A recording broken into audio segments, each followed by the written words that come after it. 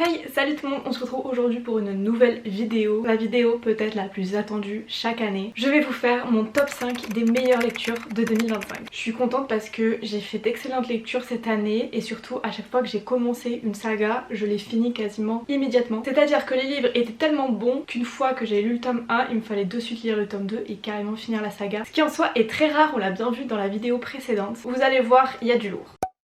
On commence tout d'abord avec les mentions honorables. C'est des livres que j'ai adorés mais qui sont pas sur le podium. Mais vous pouvez entièrement me faire confiance et lire ces livres parce que c'était quand même des 5 étoiles. Tout d'abord on a Earthless Center que j'ai lu pendant mes vacances à Malte pour mon anniversaire. J'ai absolument adoré. On va suivre une histoire d'amour entre un chasseur de sorcières et une sorcière. On est dans un monde où avant les sorcières étaient au pouvoir mais elles ont été destituées et maintenant les sorcières sont traquées et exécutées. On comprend très vite que Rune a une histoire un peu compliquée puisque toute sa famille a été tuée et qu'elle nourrit maintenant une haine assez énorme envers les personnes qui sont au pouvoir. Du coup Rune elle s'est donnée pour mission de protéger les sorcières quitte à mettre sa vie en danger. Et en plus de ça elle se fait passer pour une justicière qui s'appelle le Sphinx Rouge. Chaque nuit elle va essayer de libérer des sorcières qui ont été emprisonnées. En parallèle de ça on suit du coup Gideon qui est un chasseur de sorcières et qui veut à tout prix trouver le Sphinx Rouge. J'ai adoré, ça s'est lu super vite mais je trouve qu'il y avait quand même beaucoup de facilité au niveau du scénario. C'était quand même assez prévisible donc c'est ce qui m'a un peu dérangée.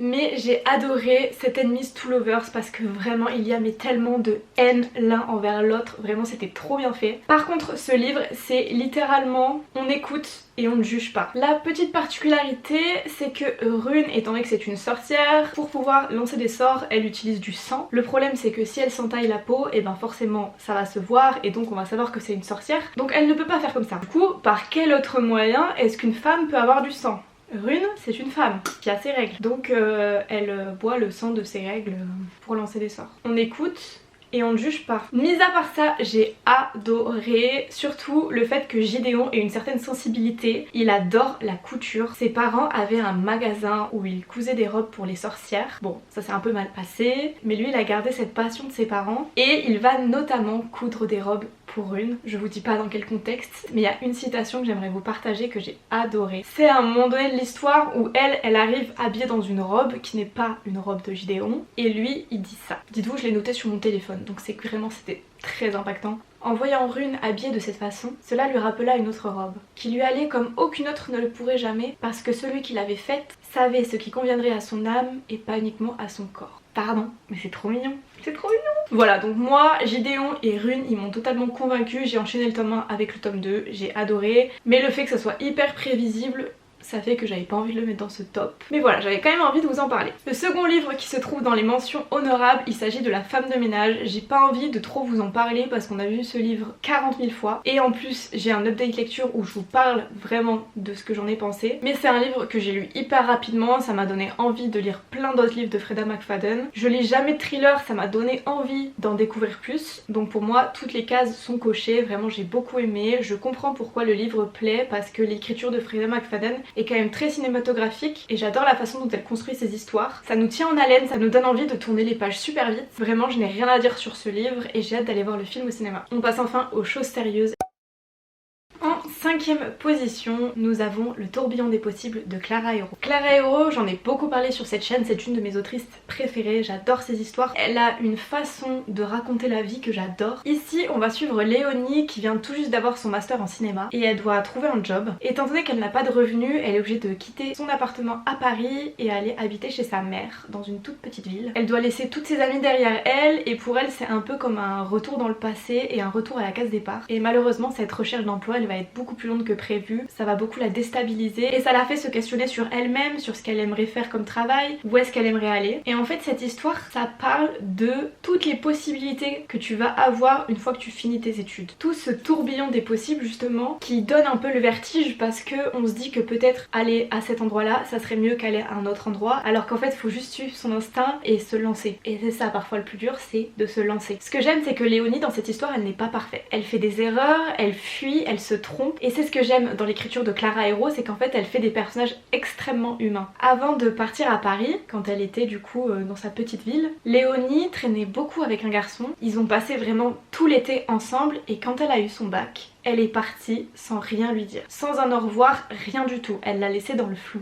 Et quand elle retourne chez sa mère, eh bien la vie va faire en sorte qu'elle va retomber sur lui. Et forcément, elle a des explications à lui donner. Du coup, en parallèle de cette histoire de recherche de job, on va aussi suivre cette histoire d'amour qui essaye de retrouver la flamme d'avant et qui va un peu révéler plus de choses que prévu. Et tout ne va pas forcément se passer comme Léonie l'avait espéré. Cette histoire, elle est intéressante parce que elle va vraiment parler en fait des sentiments qu'on va ressentir pendant la vingtaine, de ce sentiment d'être un peu perdu, de ce sentiment d'avoir le choix et en même temps non. Et je trouve que Clara Héreau, vraiment, elle dépeint bien le fait que une fois que t'as fini tes études et que tu trouves pas de job, t'as l'impression d'échouer, t'as l'impression d'être un poids limite pour les autres. Pour elle, c'est vraiment comme revenir à la case départ. Elle avait l'impression qu'elle était en train d'avancer et que là elle est limite en train de reculer. Et le fait qu'elle retrouve comme ça des personnes de son passé, elle a l'impression de redevenir la personne qu'elle était avant, qu'elle doit retourner dans les mêmes cases qu'à l'époque alors qu'elle peut pas parce qu'elle a tellement évolué que c'est juste même pas envisageable. Je sais qu'il y a certaines personnes qui ont moins aimé ce livre, mais moi franchement j'ai beaucoup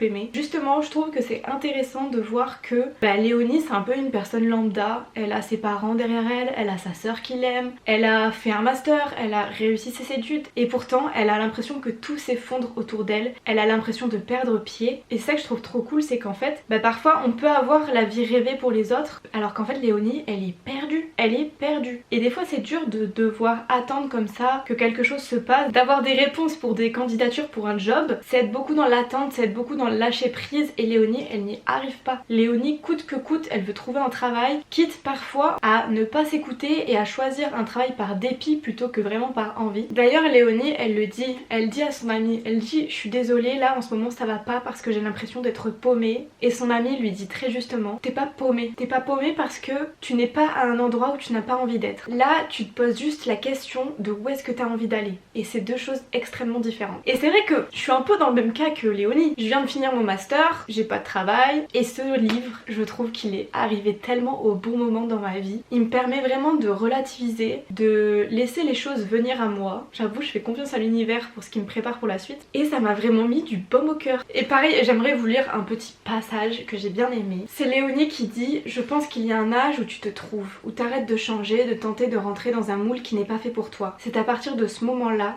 lorsque tu deviens adulte que tu n'as plus besoin d'effacer tout le monde de ta vie. Parce que du coup, Léonie c'est ce qu'elle a eu besoin de faire avec Samuel. Elle avait besoin en fait de repartir à zéro et c'est pour cette raison qu'elle ne lui a plus du tout donné de nouvelles. Le problème c'est que lui, ça l'a détruit. Ça l'a détruit parce que ça l'a empêché d'avancer pendant toutes ces années où elle était partie. Et je trouve les personnages mais tellement bien construits. Littéralement Samuel, certes il a fait des trucs pas hyper cool au final dans ce livre. Et en fait tu peux pas lui en vouloir parce que Léonie à l'époque elle s'est choisie et lui maintenant c'est lui qui se choisit. C'est un humain, il va peut-être pas faire les choses de la bonne manière mais c'est ok parce qu'on fait tous des erreurs et ces erreurs ne sont pas définitives. Ça nous permet juste d'avancer et d'en apprendre un peu plus sur nous. Voilà, je ne peux que vous conseiller les livres de Clara Héreau et notamment Le tourbillon des possibles. En quatrième position, j'aimerais vous parler de Cold Case Academy de Jennifer Lynn Barnes. J'ai commencé ce livre et je ne savais absolument pas à quoi m'attendre mais j'ai adoré. On suit Cassie qui a 17 ans et elle a un don inné pour lire les gens. Elle arrive en fait simplement en les regardant à reconstituer absolument toute leur vie mais vraiment dans les moindres détails. Elle peut dire qui tu es, ce que tu veux, etc. Sauf que elle, c'est une capacité qu'elle a jamais vraiment prise au sérieux jusqu'au jour où le FBI tape à sa porte. Elle va être embarquée dans un programme qui utilise les enfants avec des dons exceptionnels comme elle pour résoudre des crimes non résolus. Sauf qu'elle va très vite se rendre compte que certains de ces crimes ont aussi un lien avec la disparition de sa mère. Je ne vous en dis pas plus parce qu'il faut que vous le découvriez vous-même. J'ai adoré suivre ces jeunes dans ces aventures. Il y a des crimes qui sont absolument horribles et franchement ils galèrent parce qu'il n'y a pas forcément de preuves, il n'y a pas forcément de témoins. C'est parfois des crimes qui se sont passés il y a pas mal de temps mais j'ai adoré découvrir chaque personnage, chaque jeune de ce programme parce qu'ils ont tous des particularités différentes et du coup ils vont tous apporter leur touche. Il n'y a pas à dire, Jennifer Lynn Barnes est très forte pour pouvoir créer des histoires énigmatiques et moi elle m'a juste trop donné envie de lire la suite et de continuer à suivre leurs aventures. J'ai trop hâte de lire le tome 2, il va passer à la casserole dans pas longtemps.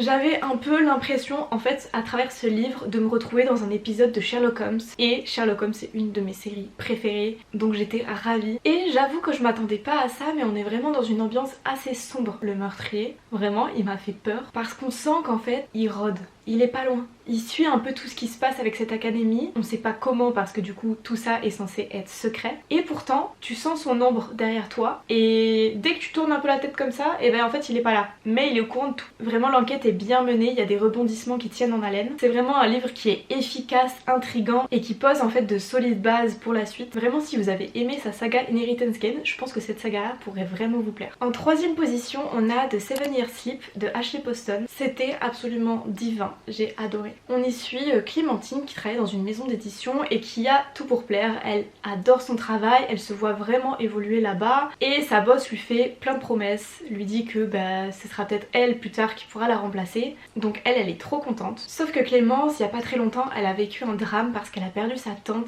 qu'elle adorait. Et il s'avère que sa tante lui a légué son appartement new-yorkais. Au début dans cet appartement, Clémentine elle a un peu du mal à s'habituer à vivre là-bas parce que ça appartenait à sa tante et que partout où elle pose son regard, elle la voit. Et elle se dit ici en fait c'est pas chez moi. Sauf que cet appartement, il a une petite particularité, il peut la renvoyer 7 ans en arrière. Et elle découvre un peu ça contre son gré parce qu'un beau matin elle va se réveiller et elle va se rendre compte qu'il y a quelqu'un chez elle. Elle va faire la rencontre de Iwan et forcément vu qu'ils habitent dans le même appartement maintenant, elle va un peu contre son gré apprendre à le connaître. Et c'était mais trop mignon. Littéralement c'est un livre je trouve qui donne trop envie de tomber amoureux, c'est un peu énervant. Ils sont absolument adorables ensemble, ils sont beaucoup dans la communication, ils sont tellement doux, ils sont tellement attachants. Vraiment ce livre c'est un petit bonbon. Et tout au long de ce livre en fait on va se dire purée mais en fait ils se sont connus il y a 7 ans. Où est Iwan dans son présent? Qu'est-ce qu'il fait? Pourquoi est-ce qu'ils ne sont plus ensemble? Et du coup ça va un peu questionner ce truc de bon timing, mauvais timing avec une personne. Le fait d'avoir une relation avec quelqu'un dans sa jeunesse, est-ce que c'est possible d'avoir cette même relation plus tard après s'être perdu de vue? La personne qu'on aime, elle est tombée amoureuse de la personne qu'on était à l'époque. Est-ce qu'elle va retomber amoureuse de la personne qu'on est aujourd'hui? Parce qu'on a évolué, parce qu'il s'est passé des choses dans notre vie, parce qu'on a changé. Et c'était trop bien et c'est aussi beaucoup une leçon de vie je trouve. Moi je sais que c'est quelque chose que j'aime beaucoup dans les livres, c'est quand en fait ils me font me poser des questions. Ils me font un peu réfléchir à ma propre vie et vraiment j'ai adoré, mais vraiment adoré. Si vous aimez les romances, si vous aimez les histoires qui parlent un peu de la vie, foncez vers ce livre. En deuxième position on a Le Silence est à nous de Colline Pierret. C'est une recommandation de Clara Hero que je suis sur les réseaux sociaux. Elle disait que ce livre était un de ses derniers coups de cœur et j'avoue que la couverture m'a conquise, je la trouvais magnifique. Donc j'ai couru à la librairie et je suis partie l'acheter et mon dieu mais qu'est-ce que c'était bien. C'est un livre qui est écrit en vers libre, du coup il se lit super rapidement. Des fois il n'y a pas grand chose sur la page, mais moi c'est ce que j'ai aimé, c'est que ça change en fait de la narration habituelle. Dans cette histoire on va suivre Léo qui va malheureusement un jour voir quelqu'un se faire agresser sexuellement.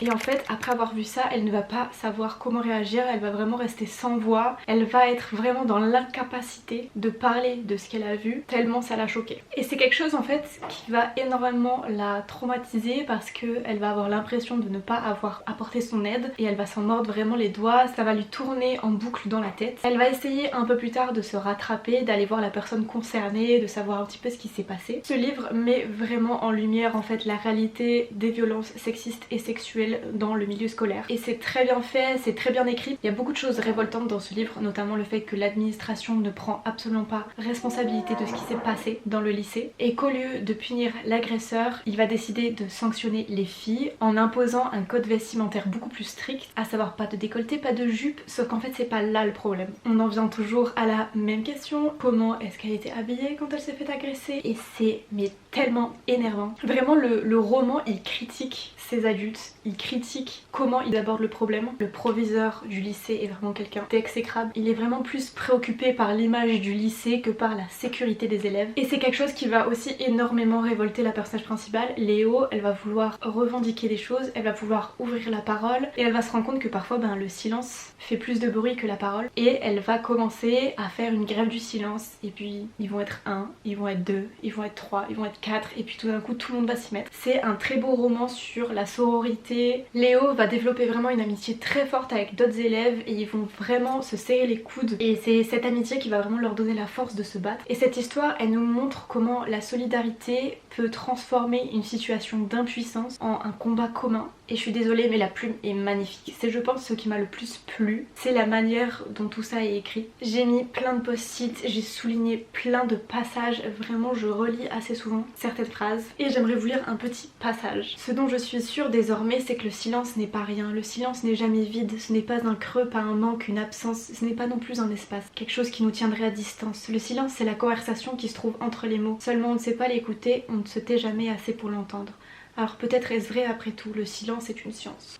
C'est trop beau, c'est trop bien écrit, j'adorerais avoir une aussi belle plume. Ce livre il me rappelle beaucoup un autre livre que j'avais lu et que j'avais adoré qui s'appelle Lire est dangereux pour les préjugés. L'histoire est un peu différente, on va suivre une lycéenne qui va se rendre compte que certains des livres de sa bibliothèque sont censurés et donc va y avoir toute cette histoire autour de la censure, du droit à la parole, etc.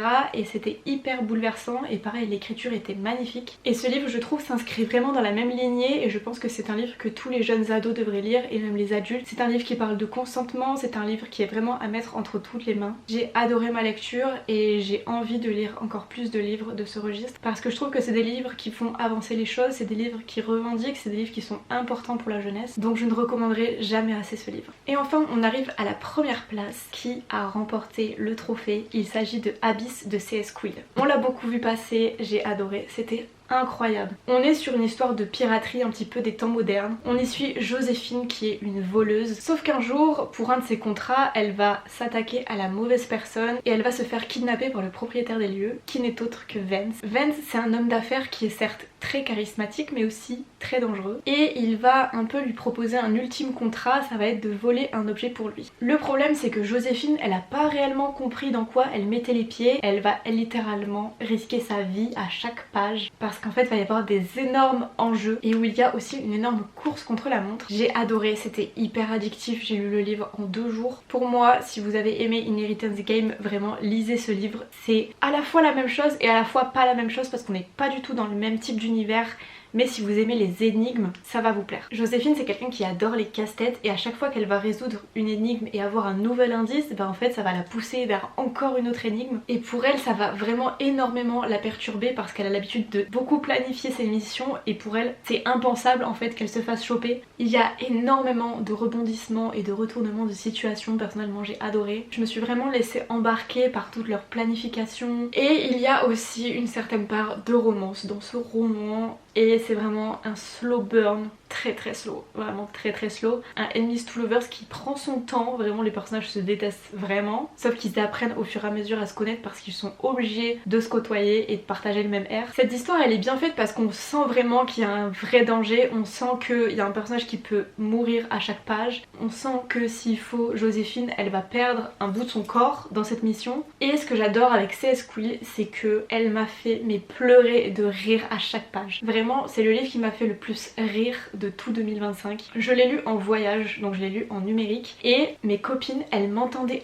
ricaner à longueur de journée à tel point qu'elles se sont posées la question de quel livre j'étais en train de lire, donc je leur ai raconté un petit peu ce qui se passait et ça leur a donné trop envie de lire le livre aussi. Et étant donné que j'ai adoré le lire, et dès que je suis rentrée en France je l'ai acheté en papier et je suis trop contente. C'était vraiment trop bien. J'ai aussi lu le tome 2, j'avoue que j'ai une petite préférence pour le tome 1 parce que j'ai adoré découvrir l'univers. Et dans le tome 2, étant donné qu'il y a la romance qui prend encore plus de place, forcément il y a aussi son lot de miscommunication et de drama dans le couple. Notamment avec Vance qui joue un peu à fuis-moi je te suis, suis-moi je te fuis. Joséphine c'est un peu le cliché de la personnage qui en fait ne veut pas être avec eux, mais d'un autre côté purée mais qu'est-ce qu'elle kiffe résoudre ces mystères. Et du coup il y a un peu cette ambivalence en mode je les déteste vraiment, ils m'ont kidnappé, c'est des personnes horribles, mais en même temps c'est trop cool ce que je suis en train de faire parce que j'adore résoudre des énigmes. On sait en fait à un moment donné qu'elle va flancher, qu'elle va commencer à s'attacher à l'équipage. J'ai adoré le côté piraterie des temps modernes, vraiment je trouve que c'est un vrai plus et ça me donne encore plus envie de lire des livres avec des pirates. N'hésitez pas d'ailleurs à m'en conseiller en commentaire si vous en avez déjà lu. J'adore le fait qu'il soit sur des bateaux, qu'il y ait vraiment beaucoup d'enjeux. Vraiment je vous conseille à 1000% cette histoire, je suis sûre que ça va vous plaire, elle a énormément plu et je comprends pourquoi. Et voilà, on arrive à la fin de cette vidéo, j'espère qu'elle vous aura plu. N'hésitez pas à me dire vous aussi quelles ont été vos meilleures lectures de 2025. Et puis on se retrouve dimanche prochain pour une nouvelle vidéo. Ciao!